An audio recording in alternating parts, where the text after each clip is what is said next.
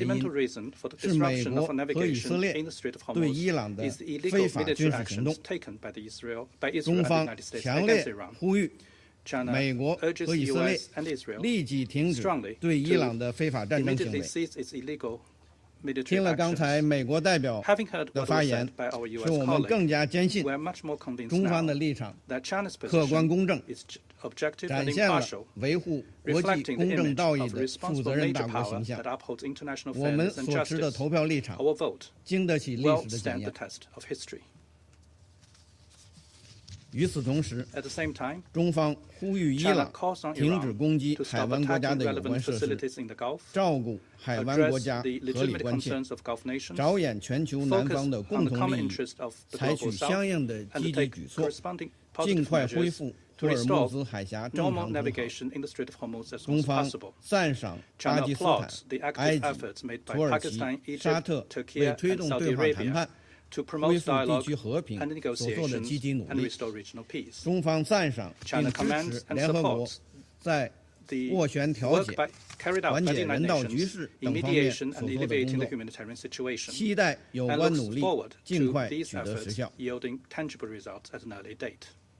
这段时间，中方 Recently, 为恢复海 China 湾和 has 中 made 东地区和 tremendous 平稳 efforts to 定 restore 做出 peace 了 and 巨大的贡 stability 献。 in the Gulf and the Middle 中 East. 方同有关各 China 方 has engaged 密集 in 协调、 intensive 调解斡旋。 consultations and mediation 中 with 国 relevant 和 parties. 巴基斯坦 China, 共 along with 同发表 Pakistan, 关 have 于恢 issued 复 a 5-point 海湾和中东地 initiative 区 on 和平稳 restoring 定的 peace 5点 and 倡议， stability in the Gulf 呼 and the 吁 Middle 停止 East, 敌对行动， calling for a 尽 cessation 快 of 开启 hostilities, 和谈， the prompt start 确 of 保 peace 非军 talks, 事目标 the 安全， protection of 确 non-military 保航 targets, 道安全 the，protection for 确保 maritime 联合 shipping 国 lanes, 宪章首 and the 要地位。 primacy of UN Charter. 中巴5点 The 倡议是开 China-Pakistan 放的， 5-point initiative 欢 is 迎 an 各 open 国和 initiative 国际组 and 织 welcome 响 countries 应 and 与参与。 international organizations' response and 考 participation. 虑到各方对解决 Taking 有 into 关问 account 题 the 的需要， need of all parties to resolve the relevant 俄罗斯 issues, 和中国 Russia 共同 and 提出 China 了 have 安理会 jointly 决议 submitted 草 a 案。 draft Security Council 这一草 resolution. 案 The 内 text 容 of 客 that 观公正， draft resolution is 致力于 objective 缓 fair, 和紧张 showing 局势， commitments to easing 呼吁 tensions, 对话 calling for 谈判， dialogue and 维护 negotiations, 航 and 行权 upholding 利 the 与 rights 自 and 由。 freedom of navigation. 希望得到 And 安 we 理会 hope 成员的 it will 支持。 receive the support of the Security 中 Council 方愿同 members. 各方一道， China is willing to 为 work with 早 all 日恢 parties 复地区 to 和 make 平稳定 greater 做出 contribution to 更大 early 的贡献。 restoration of 谢 peace 谢 and 主席。 stability in that region. Thank you, President. Thank the representative of China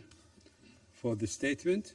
I give the floor to the representative of the United Kingdom. Thank you, Mr. President, and thank you for your leadership on this resolution. No country should be allowed to hold the world economy hostage. Yet that is exactly what Iran is doing, by denying the right of transit passage, a key navigational right under international law, as reflected in the United Nations Convention on the Law of the Sea. Today, Russia and China chose to shield their ally Iran, rather than join international efforts to open the strait and avert risks to the global economy. We reject the claims made by Iranian Foreign Minister Araghchi last week that the efforts by the Council to open the strait will complicate the situation. It is Iran's actions that have closed the strait. This has already had dire consequences, and the longer this stranglehold continues, the worse this situation will get.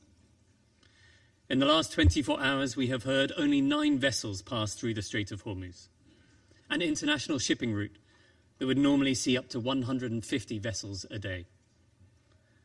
The World Food Programme has estimated that this hostile act could push 45 million more people into extreme hunger by June. We supported Bahrain's initiative, and it is deeply regrettable that this resolution did not pass. The United Kingdom is already supporting our allies in the Gulf to defend themselves, in accordance with the existing and inherent right to individual and collective self-defense. We all want to see the de-escalation of tensions in the Strait, and we welcome current diplomatic efforts underway and stress the importance of respect for international law, including the international law of the sea as reflected in the UN Convention on the Law of the Sea. As my Foreign Secretary said last week, when the UK convened over 40 countries in support of the reopening of the Strait of Hormuz, we are determined to see every possible diplomatic, economic and coordinated measure to get the straits reopened. We will not cease in these efforts. Thank you. I thank the representative of the United Kingdom. I now give the floor to the representative of the Islamic Republic of Iran. In the name of God, the compassionate and merciful, thank you, Mr. President. I congratulate Bahrain's presidency for this month. The draft resolution put before the Council was flawed, factually, legally, and politically. The draft is entirely one-sided, biased, and indefensible. It distorts the realities on the ground by falsely attributing responsibility to Iran, the victims of the aggression, while deliberately ignoring the root causes of the current crisis.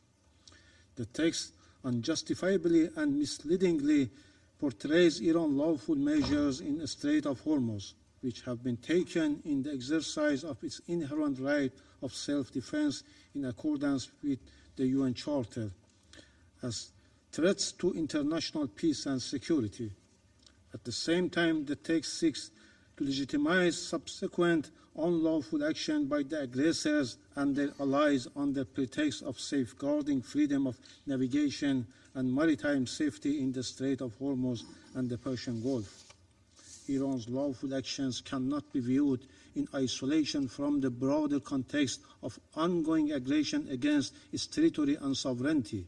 Attempts to portray them as threat to international peace and security are therefore legally unfounded and devoid of any credibility. Mr. President, the objective of this draft is obvious: to punish the victim for defending its sovereignty and vital national interests in the Persian Gulf and the Strait of Hormuz, while providing political and legal cover for further unlawful acts by the aggressors. Had this draft been adopted, it could have opened the door to dangerously broad and abusive interpretation that could be used to justify further use of force and unlawful actions in clear violation of the UN Charter and international law. It is deeply regrettable that neither Resolution 2817 nor this draft nor the statement of certain Council's members contain any reference to the initiators of the aggressions or the destabilizing conduct in the region, as well as the root causes of the current situation. This clear omission reflects a persistent pattern to politicization and double standards with the Council. Let me be clear, this text would only embolden the United States and the Israeli regime to continue in their unlawful actions and atrocious crime while shielding from accountability. In substance, this was a United States draft introduced under the other names. Today, the President of the United States again resorted to language that is not only deeply irresponsible but profoundly alarming, declaring that, quote, "the whole civilization will die tonight, never to be brought back," unquote. It is regrettable and alarming that while in full view of international community, the President of the United States shamelessly and brazenly issues threats to destroy all civilian infrastructure in Iran, including bridge, power plants, and energy facilities, by setting a deadline, and openly reveals this intent to commit war crimes and crime against humanity. The penholder of the draft resolution and its supporters have rushed to bring forward such an entirely politicized text for a vote. Its adoption would have set a dangerous precedent, normalizing the use of force based on the vague and unsubstantiated allegation, undermining the integrity of the UN Charter and highlighting the risk of the broader regional and international escalation. For these reasons, we consider the draft legally indefensible, politically unbalanced, and strategically destabilizing.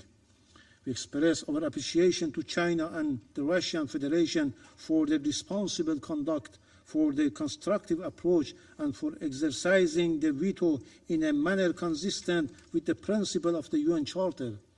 Their action today prevented the Security Council from being misused to legitimize aggression. In fact, Russia and China ensured the Security Council would not be instrumentalized to legitimize aggression, and in doing so, they stood firmly on the right side of the history. We acknowledge and thank Pakistan and Colombia abstained, recognizing the serious implication the draft would have had for regional peace and stability. By contrast, those who supported the draft resolution chose to put the blame on Iran while remaining silent on the ongoing war crimes and criminal and the terrorist attack being committed by the United States and Israel against civilians and critical infrastructure in Iran. Their position and their votes today reflect a clear double standard. It exposes a stark gap between their stance commitment to the UN Charter and international humanitarian law and their conduct in practice. Such selective application of legal principles not only undermines their credibility but also calls into question the good faith of the invocation of international law and the UN Charter. Mr. President, we categorically reject all unfounded and politically motivated allegations against my country made in this meeting. These claims lack any legal basis and serve only to divert attention from the realities on the ground, namely the illegal and savage war launched by the United States and the Israeli regime against Iran. Their purpose is clear: to whitewash the atrocious and war crimes committed by the US and Israel against the people of Iran and to obscure and deflect from serious violations committed against the Iranian people. Having said, Mr. President, I would like to make the following points. First, the Islamic Republic of Iran, as a responsible state committed to the United Nations Charter and the international law, has consistently upheld freedom of navigation and maritime security in the Persian Gulf, the Strait of Hormuz, and the Gulf of Oman. For decades, the Strait of Hormuz has remained open to all vessels, with freedom of navigation and maritime safety effectively maintained. Currently, the Strait of Hormuz remains open. However, the ongoing unlawful and brutal war waged by the United States and the Israeli regime against Iran has created a dangerous situation that has directly affected maritime safety in the region. In accordance with its inherent right of self-defense, Iran has taken necessary and proportionate measures to prevent aggressors and their supporters from using the Strait of Hormuz for hostile purposes. As a coastal state, Iran has restricted passage for vessels linked to those acts of aggression in accordance with international law. Therefore, vessels associated with the aggressors don't qualify for innocent passage and will be treated in accordance with applicable legal frameworks. Non-hostile vessels not involved in or supporting aggressions may continue safe passage in coordination with relevant authorities in Iran. Responsibility for any disruption or escalation in this vital waterway lies with the United States and Israel, whose actions have undermined regional stability and endangered freedom of navigation. Lasting stability depends on ending aggression and fully respecting Iran's legitimate rights and interests. Second, Iran has consistently pursued to resolve differences through political and diplomatic means, including with parties that have had serious disputes, in order to prevent escalation into conflict. This unjustified and unwarranted war was imposed on Iran by the United States and Israel. In June 2025, Iran was engaged constructively and in good faith in negotiation when it was attacked on the basis of unfounded allegations concerning its peaceful nuclear program, allegations that were later followed by contradictory claims that such capabilities had already been destroyed. The current aggressions was likewise initiated by the United States and the Israeli regime at the time when Iran, for a second time, was actively engaged in negotiation and an agreement was within reach. Once again, diplomacy was undermined and ultimately betrayed by the United States. Claims regarding Iran's nuclear program are baseless and unsubstantiated. For over 2 decades, the Israeli regime has repeatedly alleged that Iran is on the verge of developing nuclear weapons. Yet, no credible evidence has been presented to support this assertion. As a committed state party to the Treaty on Non-Proliferation of Nuclear Weapons, Iran has consistently rejected nuclear weapons and has clearly condemned the use of all weapons of mass destruction. Iran has also accepted one of the most rigorous verification and inspection regime of the International Atomic Energy Agency, reflecting its stated position that its nuclear program is exclusively peaceful. Yet, within 9 months, 2 wars of aggression have been imposed on Iran by the United States. An NPT depository and Israeli regime outside the NPT. In both cases, Iran's peaceful nuclear facilities were attacked. The Security Council, the IAEA Board of Governors, and the Director General of the agency have failed even to condemn these unlawful acts, let alone prevent the recurrence. This inaction has emboldened the aggressors. U.S. officials now openly speak of targeting nuclear facilities, with the U.S. permanent representative even stating that an attack on the Bushehr nuclear power plant is not off the table. Such reckless threats are a direct consequences of international inaction and have severely undermined credibility of the United Nations and the IAEA. Since the start of this unlawful war on 28 February, multiple attacks have been carried out against Iran's nuclear facilities, including repeated strikes in and around Natanz, Bushehr, Arak, and Ardakan. Particularly alarming are repeated attacks in the vicinity of the active Bushehr nuclear power plant. Any strike on nuclear facilities, notably the Bushehr nuclear power plant, would inevitably lead to irreversible humanitarian and environmental consequences. These unlawful actions constitute clear violation of international law, including Security Council Resolution 487 and relevant IAEA resolution, as well as fundamental principles of international law. However, this Council continues to defending silence, and today certain members point finger at Iran. Third, over the past 39 days of this brutal war against Iran, the U.S.-Israeli aggressors have crossed all legal, moral, and humanitarian boundaries, committing grave violation and war crimes.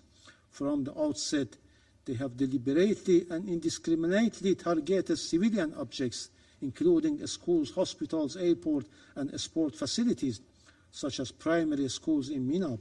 In view of the international community, the United States has slaughtered more than 168 innocent girls at school in Minab. More than 700 schools and educational centers, along with universities, healthcare facilities, and cultural and historical sites have been attacked, reflecting clear hostility towards Iran's people, identity, and development. They also struck key industrial and production facilities built over decades despite severe sanctions. At the same time, the U.S. officials have made threats to destruction of infrastructure indispensable to the survival of the civilian population. Such threats, including the U.S. President's call for widespread destruction of essential civilian infrastructure, constitute incitement to war crimes and potentially genocide, and must be explicitly condemned under international law. Fourth, from the outset of this unwarranted and savage war on 28 February, the United States utilized military bases and facilities located in countries of the Persian Gulf region. Evidence indicates that military movement and operational preparation were underway at these bases for the planning, preparation, equipping, and execution of unlawful military attacks against the Islamic Republic of Iran, despite Iran's prior warning that such unlawful action were being planned. Iran has formally reported these developments with supporting documentation to the Security Council and Secretary General. Under international law, states are prohibited from allowing their territory to be used directly or indirectly to cause damage to other states. In addition, they must take all necessary measures to prevent foreign armed forces bases in their territory from committing acts of aggression against other states and must not facilitate or support such acts. In the event of the breach of this fundamental obligation, they bear international legal responsibility. Fifth, Iran welcomes the effort by the Secretary Generals, including the appointment of a personal envoy, to secure an immediate end to this brutal war and uphold international peace and security. Iran stands ready to engage constructively with all genuine diplomatic efforts, including through Pakistan, Turkey, and Egypt, as well as diplomatic efforts by China and Russia, and support any credible initiative capable of bringing about the sustainable end to this unlawful and unwarranted war. In this regard, Secretary General Personal Envoy is currently en route to Tehran to pursue consultations. Iran categorically rejects a temporary ceasefire, particularly in light of the June experience, when hostilities resumed under false pretext. A ceasefire in this context serves only to rearm and prepare for the continuation of further crimes. Any viable solution must ensure a definitive and irreversible end to the aggression and establish a just and durable peace grounded in credible and verifiable guarantees against any recurrence. The United States and Israeli regime must bear full responsibility for harm and suffering inflicted upon Iranian civilians, objects, and critical infrastructure, and must be held fully accountable. Individual criminal responsibility for serious violation of international humanitarian law, including war crimes and crimes against humanity committed in Iran, must be pursued without exception in accordance with international law. The Security Council cannot remain passive. Instead of submitting a one-sided and politically motivated draft resolution, it must act to end this brutal war, demand the immediate and unconditional cessation of U.S. and Israeli attacks, and take decisive measures to ensure accountability for all their violations.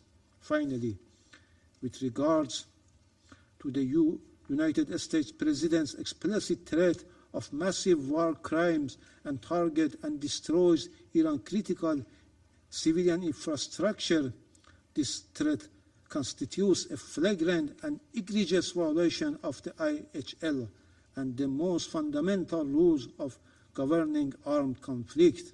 The United States would bear full and undeniable responsibility for committing a manifest war crimes and a crime against humanity. Iran will not stand idle in the face of such egregious war crimes. It will exercise without hesitation its inherent right of self-defense and will take immediate and proportionate reciprocal measures. The Security Council regrettably has, from the very outset of this war of aggression against my country, failed to uphold its primary responsibilities for the maintenance of international peace and security. That failure does not and cannot deprive Iran of its lawful right to act. Iran's response is firmly grounded in international law. There must be no doubt Iran will take all necessary measures to defend its people, safeguard its sovereignty and territorial integrity, and protect its vital national interests with full resolve. The United States and the Israeli regime will bear responsibility for all subsequent consequences, regional and international. I thank you. I thank the representative of the Islamic Republic of Iran for the statement. I shall now make a further statement in my capacity as Minister for Foreign Affairs of Bahrain. أصحاب السعادة Your Excellencies, in the name of the Kingdom of Bahrain, I would like to comment on the statement delivered by the representative of Iran. I would like to comment on his false allegations about the attack of the U.S. bases in the GCC countries. I say the GCC countries have made it clear that they are not party to this war, and these bases have not been used to attack Iran. Iran has been well aware that these bases have been taken from their military elements. However, you launched thousands of ballistic missiles against us, thousands of drones, unprovoked for more than a month, unabated. You attacked our countries in the month of Ramadan. You have not observed the sanctity of this month. You attacked us on the days of Eid. You are an Islamic country. We share neighborliness with you. We share faith, culture, and history. Yet you ignored all these ties. You claimed that you are attacking military bases. Our infrastructure, power, installations, civilian infrastructure, plants, refineries, hotels, universities, residential buildings, are they military bases? Are they residential neighborhoods? With all those who live there, women, children, elderly people, are they military bases? You have violated the Charter of the UN, international law, international humanitarian law, law of the sea, principles of good neighborliness. You have not observed the ethical, religious, and moral values. You have not observed Resolution 2817 and the Human Rights Council Resolution L38. You closed unrightfully the Strait of Hormuz. It is an international waterway. It is a good of all peoples of the world. It's not a property of Iran. You took international economy as a hostage in a terror-like manner. You denied the world countries sources of energy, medical and food supplies. You disrupted international trade. You inflicted severe harm to international trade. You pushed 45 million persons, in particular in the south, to famine and starvation. Under the watch of the whole world, you attacked neighboring countries of yours who share good relations with you, economically, trade, socially, and even politically. In the GCC countries, we adopted wisdom and patience in the face of the destructive attacks by your missiles. Our countries have not launched one single bullet against Iran. However, our brave national forces defended our independence, sovereignty, and stability. They protected our citizens and those who are living in our territories. We have the full right to defend our countries and our peoples according to Article 51 of the Charter, which is stressed in Resolution 2817.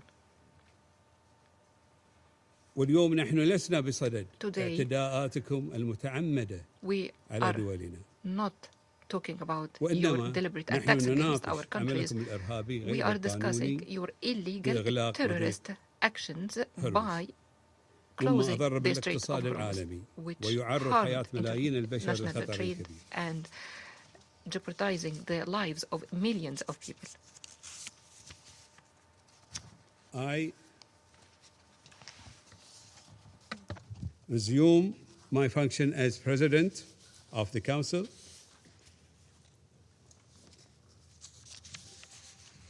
The representative of the United States has asked for the floor to make a further statement. Thank you, Mr. President. We heard a lot today. We heard from the ambassador from Iran a lot about their issues with this ongoing conflict with the U.S. But colleagues, that's not what this resolution is about today. This is not about Iran and the U.S. today. This is about Iran and the Gulf Cooperation Council and Bahrain and the world. And here, we also heard about some dangerous precedents, but here's what I want the world to understand in terms of the dangerous precedent that was just set today by opposing this good faith effort from the Kingdom of Bahrain and the Gulf countries to ensure their shipping can flow freely. One can only imagine a future conflict where a party to the conflict decides it's going to impose collective punishment on the entire world and then use that as leverage in the conflict. One can only imagine a situation where a party decides to shut down the Straits of Gibraltar or the Bering Strait or the Malaccan Strait to further its ends. One can only imagine conflicts where a party decides to hold the rest of the world hostage because of a dispute. And colleagues, this is a situation the world cannot and should not live with, that the Gulf Arabs cannot tolerate. Freedom of navigation is fundamental to a nation's sovereignty and survival. So, Mr. President, the United States will support all measures for your country and for those affected to ensure it has the freedom of navigation, the freedom of transit in line with international law. So my message to the Iranian regime is, as people go hungry and as economies suffer, it is squarely on your shoulders. I thank you, Mr. President. I thank the representative of the United States for the statement. I believe that the representative of the Islamic Republic of Iran has asked for the floor to make a further statement.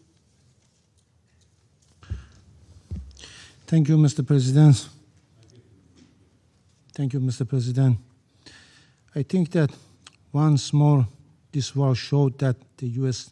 will not bring security and stability for the regional countries. We have no hostilities with our neighbors. The fact is very clear that we are targeting the U.S. bases, U.S. interest, and U.S. assets in reciprocal action. In response to the representative of the United States, I only want to refer to some remarks of the U.S. President, which has initiated this war of aggression against Iran. On 21st of March, he threatened to hit and obliterate Iran's power plants. On 30th of March, he escalated these threats, vowing to blow up and completely obliterate critical infrastructure, including power plants, oil facilities, Hark Island, and desalination installation. On 1st April, he declared his intention to bring Iran back to the Stone Age, explicitly threatening to strike all electric generating facilities. On 5th of April, he again openly threatened to target civilian infrastructure, stating that Tuesday will be power plant day and bridge day. There will be nothing like it. And 2 days resorted to a language that is not only deeply responsible, but profoundly alarming, declaring that the whole civilization will die tonight, never to be brought back. Such rhetoric is unfitting of any political leader, let alone the head of a permanent member of the Council entrusted with the maintenance of international peace and security. I thank you. Thank the representative of the Islamic Republic of Iran for the statement. There are no more names inscribed on the list of speakers. The meeting is adjourned.